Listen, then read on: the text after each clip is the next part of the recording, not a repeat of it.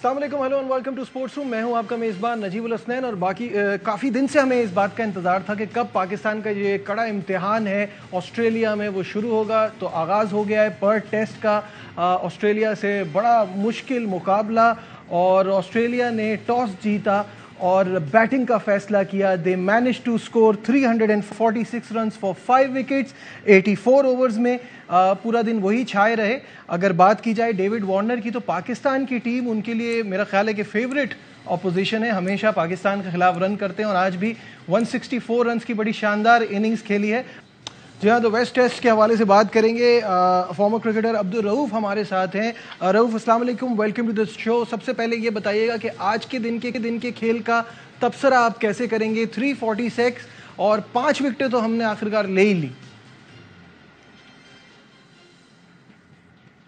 देखिए, मेरा ख्याल है कि कम्प्लीटली जो पूरा दिन था वो ऑस्ट्रेलिया ने डोमिनेट किया और जिस तरह डेविड वार्नर ने इनिंग खेली है और स्पेशली इस पिच पर जहाँ पर बाउंस भी था, बॉल स्विंग भी हो रहा था और फास्ट बॉलर्स के लिए काफी जूस मौजूद था, उस पर एक एक्सेप्शनल इनिंग खेली और बहुत अच्छा स्टार्ट दिया उन्होंने ऑस्ट्रेलिया को। अगर पाकिस्तान बॉलिंग पे थोड़ी सी डेप्थ होती और वो अच्छी जगह पे अच्छी लाइन पे बॉलिंग करते तो मेरा ख्याल है कि वो ऑस्ट्रेलिया को इजीली रिस्ट्रिक्ट कर सकते थे। अगर ऊपर से एक दो बैट्समैन आउट करते तो मेरा ख्याल है कि पाकिस्तान 200 पे ऑस्ट्रेलिया को पकड़ा जा सकता था। मगर अब पाकिस्तान के हाथ से मैच निकलता हुआ नजर आ रहा है, क्योंकि एक तो टीम सिलेक्शन आपने देखा होगा कि जो स्पिनर ने थोड़े से ओवर किए हैं उसमें भी काफी उनको सपोर्ट नजर आई है और पाकिस्तान टीम में स्पिनर भी शामिल नहीं था। और दूसरा फिर दो मीडियम पेसर के साथ पाकिस्तान की टीम चली गई और जो दूसरे बॉलर हैं शाहीन अफरीदी, जब से वो वापस आए इंजरी के बाद, वो भी टेस्ट क्रिकेट में वो काफी ज्यादा वो एफर्ट कर रहे हैं। तो मेरा ख्याल है कि पाकिस्तान की जो परफॉर्मेंस थी बॉलिंग में उतनी ज्यादा आपको मार्क नहीं थी इस पिच पर, जहां पर काफी हेल्प मौजूद थी सीमर्स के लिए। वहां पर पाकिस्तान को अच्छी लाइन एंड लेंथ पे बहुत बेहतर बॉलिंग करनी चाहिए थी, जो पाकिस्तान के बॉलर्स ने नहीं की। और जो बाकी रही थी कसर थी वो आपके फील्डर्स ने निकाल दी, 2-3 आसान कैच छोड़ दिए, उसके बाद एक आसान स्टंप छोड़ दिया।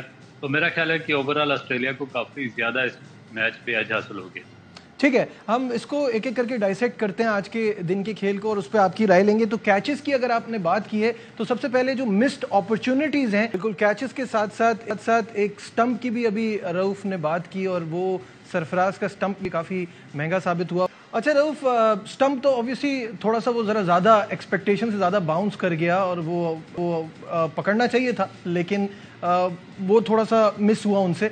लेकिन जो कैचेस छूटे वो आपको एज ए टीम डिमोरलाइज करते हैं, क्या कहेंगे? देखिए, मेरे ख्याल की ये चीज इंडिकेट कर रही है कि आपका जो फर्स्ट क्लास और डोमेस्टिक कितना ज्यादा वीक है और उस पर बिल्कुल किसी किस्म की कोई तवज्जो नहीं दी जा रही, क्योंकि ये ऐसे प्लेयर्स है जो फर्स्ट क्लास क्रिकेट खेलते भी आए और अब बिल्कुल एक डोली कैचेस इन्होंने छोड़ दी है। और उसके बाद फिर ये एक बहुत बड़ा क्वेश्चन मार्क आ जाता है जो आपने फील्डिंग कोचेस साथ रखे हुए और काफी अरसे से साथ इनको रिटेन किया हुआ। और इसका मतलब है कि ये आपने ओब्लाइज किया हुआ इन सबको और सिफारशी लोग हैं जो आपने काफी अरसे से पाकिस्तान टीम के साथ लगाए हुए हैं। तो इनकी चेंजिंग भी बनती है। अगर इस तरह चेंजिंग वगैरह ना हुई तो फिर पाकिस्तान के यही रिजल्ट निकलेंगे, ना फील्डिंग में डोमिनेट कर रहे हैं ना आपके पास। ठीक है, तो इस पर करेंगे, यहाँ लेते हैं एक ब्रेक, कहीं मत जाइएगा, will be right back.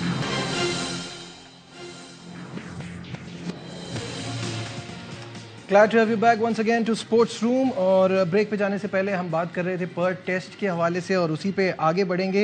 Abdul Rauf हमारे साथ हैं। रऊफ, ये बताइएगा कि आप खुद ऑस्ट्रेलिया गए हैं, खेले हैं, क्या इस सिलेक्शन से मुतमईन है? हसन अली की 78 टेस्ट विकेट्स हैं, उनको ट्राई किया जा सकता था यहाँ पे।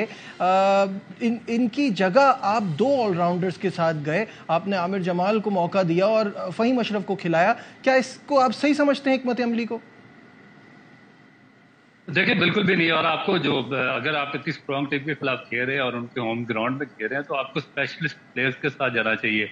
आपको इस तरह नहीं जानी चाहिए कि आप आधे तीतर और आधे बटेर। और उसके बाद जो आपके मीडियम पेसर्स हैं उनकी पेस भी कोई इतनी ज्यादा एक्सेप्शनल नहीं है, वो 128 से 130-32 के दरमियान में बॉलिंग कर रहे हैं।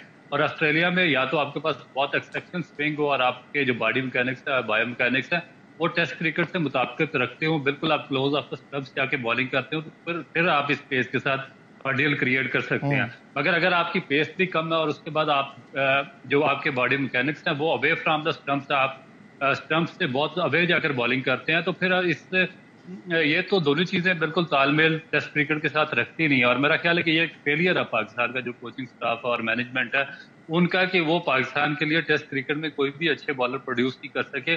और स्पिनर्स का आप देखें, जिस तरह मैं अबरार की बात कर रहा हूँ कि एक स्पिनर या एक फास्ट बॉलर अच्छा बाहर होता है तो आपका पूरे का पूरा सिस्टम कोलैप्स हो जाता है। अब अबरार वेरी बाहर ट्रू। हुए तो आपके पास ना तो कोई उनकी रिप्लेसमेंट पे बॉलर है, पूरे पाकिस्तान में कुछ स्पिनर नहीं है जो उनको रिप्लेस कर सके।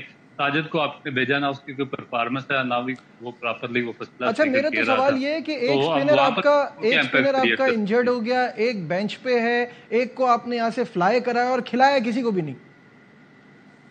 जी बिल्कुल खिलाया। और वो जो जो बेंच पे बिठाए हुए देखे ना कि वो जो नुमान अली है वो उसी जो बैच के हैं जिसमें अब्दुल रहमान और जुल्फकार बाबर थे, उनसे कोई 1-2 साल बाद में वो आए होंगे। तो फिर पाकिस्तान क्रिकेट बोर्ड ने जो करोड़ों अरबों रुपया यहाँ पे इन्वेस्ट किया हुआ, कोचेस की और इतने बड़े बड़े नाम आए किए हुए थे पिछले पाकिस्तान की नेशनल अकेडमी और क्रिकेट बोर्ड में, उन्होंने क्या प्रोडक्ट पाकिस्तान को तैयार करके दी है कि पाकिस्तान के पास टेस्ट क्रिकेट के लिए एक भी स्पेशलिस्ट स्पिनर नहीं, और हम ये बुरी तरह हारते हुए अपनी टीम को देख रहे हैं।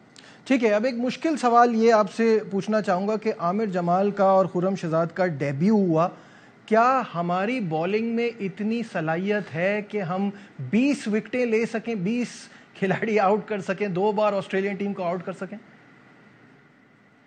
देखिए मेरा नहीं ख्याल, क्योंकि पाकिस्तान बहुत ज्यादा जो रिलाई कर रहा था वो शाहीन अफरीदी के इंजरी के बाद जो उनका रिहेबिलिटेशन प्रोसेस था उस पर जल्दी की गई, जल्दी उनको वापस लाया गया। अब वो भी यही कर रहे हैं कि वो भी अवेयर ऑफ द स्टंप्स जाके बॉलिंग कर रहे हैं और उनका जो बॉडी पार्ट है बहुत बाहर जाकर घुर रहे हैं। वो 2-3 फीट का वो डिफरेंस क्रिएट हो जाता है popping crease to popping crease तक। इस वजह से वो उस तरह एक्सेप्शनली परफॉर्म नहीं कर सकते और ना ही वो आगे करेंगे। ये मैं आपको पहले ही बता रहा हूँ कि वो कभी भी अब अपनी पुरानी फॉर्म दोबारा वापस हासिल नहीं कर सकेंगे जब तक उनके ये बायोमैकेनिक्स ठीक नहीं किए जाते। मगर अफसोस के साथ उनको अच्छी तरीके से कैरी ऑन किया गया, और अगर उन पे इस सेक्शन के साथ ज्यादा लोड डाला गया तो मे भी वो 2 टेस्ट मैचेस के बाद आपको दोबारा इंजरी की तरफ जाते हुए दिखाई देंगे। उसके बाद जो आपके दूसरे बॉलर हैं जिस तरह खुर्रम शहजाद है, उनको टू अर्ली काफी अरसे से वो, मुझे याद है हमने उनको जब मैं लाहौर कलंदर के पहला डेवलपमेंट प्रोग्राम था उसका हिस्सा था, हमने पीएक किया था उनको सरगोदा से।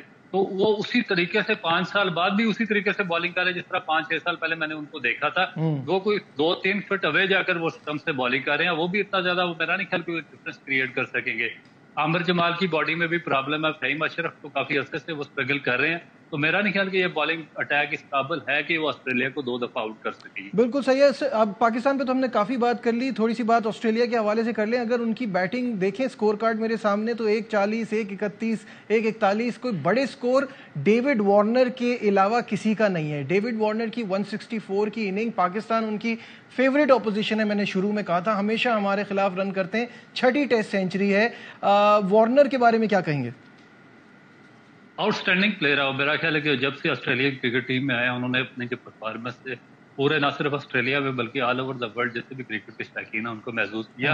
और बहुत ही अग्रेसिव नेचर से वो खेलते हैं और जब भी खेलते हैं मेरा ख्याल है कि ये बहुत बड़ा उन्होंने एडवांटेज क्रिएट कर दिया ऑस्ट्रेलिया के लिए, जिस तरह उन्होंने अटैकिंग और अग्रेसिव बैटिंग किया। क्योंकि जिस तरह की ये पिच थी, जिस तरह इस पे बाउंस था, जिस तरह स्विंग हो रही थी, अगर वो डिफेंसिव अप्रोच के साथ चले जाते और ऊपर से एक तो विकेट उनकी गिर जाती तो डेफिनेट ऑस्ट्रेलिया मुश्किल में आ सकता था और पाकिस्तान को 50 तक ऑस्ट्रेलिया को कंटेन कर सकता था। मगर वार्नर की आउटस्टैंडिंग जो इनिंग थी उसने एक टोटल मैच का सिनेरियो चेंज करके रख दिया। और अब जिस तरह पिच हार्ड होती जाएगी डे गुजरने के साथ साथ उसमें बाउंस मजीद आता जाएगा और बैट्समैन के लिए मजीद हर्डल क्रिएट होती जाएगी। और वार्नर की इस इनिंग की वजह से मेरा ख्याल है कि ऑस्ट्रेलियन आगे बहुत ज्यादा कंप्रीहेंसिवली ऊपर चला गया। ठीक है, बिल्कुल प्रोग्राम का वक्त हो रहा है, इन शॉर्ट मुझे बताइएगा अब कल के दिन क्या स्ट्रैटेजी होनी चाहिए हमारी?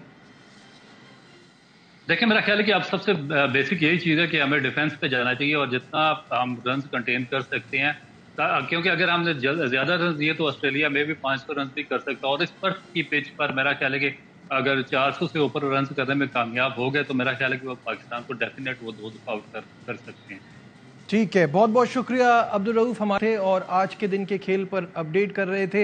नाज़रीन एक बार फिर आपको बताएं कि 84 ओवर्स में 346 फॉर 5 ये ऑस्ट्रेलिया का स्कोर है। और कल जब खेल का आगाज़ होगा तो पाकिस्तान ने एक नई अप्रोच के साथ जाना है और जितना ज़्यादा हो सके जल्दी इनको आउट करना है, क्योंकि मैच वरना फिर हाथ से निकल जाएगा। आज के प्रोग्राम में बस इतना ही। दीजिए अपने मेज़बान नजीबुल हसनैन को इजाज़त। अपना बहुत ख्याल रखिए।